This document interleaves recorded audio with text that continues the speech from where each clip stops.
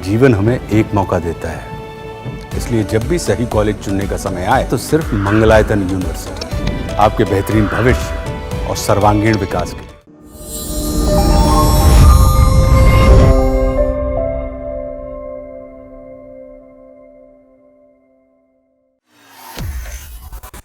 खबर आवारा कुत्तों को लेकर चल रहे विवाद को लेकर। आवारा कुत्तों को लेकर मुख्य न्यायाधीश बी.आर. गवई का बड़ा बयान सामने आया है।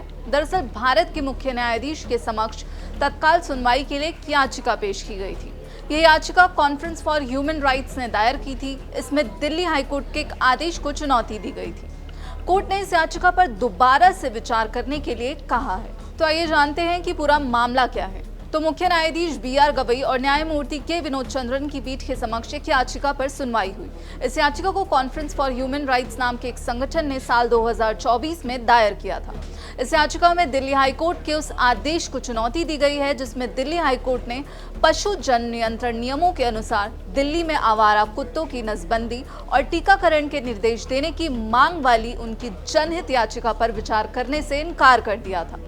हालांकि मुख्य न्यायाधीश ने कहा कि आवारा कुत्तों के संबंध में एक अन्य पीठ पहले ही सुनवाई कर चुकी है, लेकिन वकील के तत्काल सुनवाई पर जोर दिए जाने पर मुख्य न्यायाधीश ने ये कहा, मैं इस पर गौर करूंगा। आपको बता दें, कोर्ट ने दिल्ली एनसीआर में आवारा कुत्तों को तुरंत पकड़कर उनकी नसबंदी करने और उन्हें शेल्टर्स में रखने के कड़े निर्देश दिए हैं।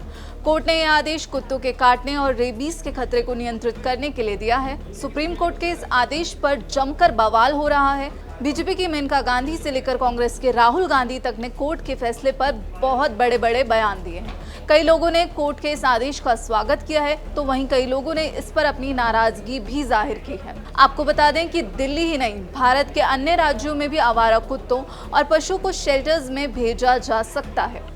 फिलहाल राजस्थान हाईकोर्ट में जयपुर, जोधपुर और उदयपुर के नगर निकायों को आवारा कुत्ते और अन्य पशुओं को हटाने का आदेश दिया गया है। साथ ही तमिलनाडु, उत्तर प्रदेश और कर्नाटक में भी इस विषय पर चर्चाएं तेज हो गई हैं। अब आवारा कुत्तों को लेकर जो ये पूरा विवाद चल रहा है, इस पर आपकी क्या राय है, हमें कमेंट बॉक्स में ज़रूर बताइएगा। आप जो भी सोचते हैं अपनी प्रतिक्रिया ज़रूर दें। बाकी ऐसी ही खबरों और देश विदेश की खबरों के लिए जुड़े रहिए दैनिक जागरण के साथ। नमस्कार।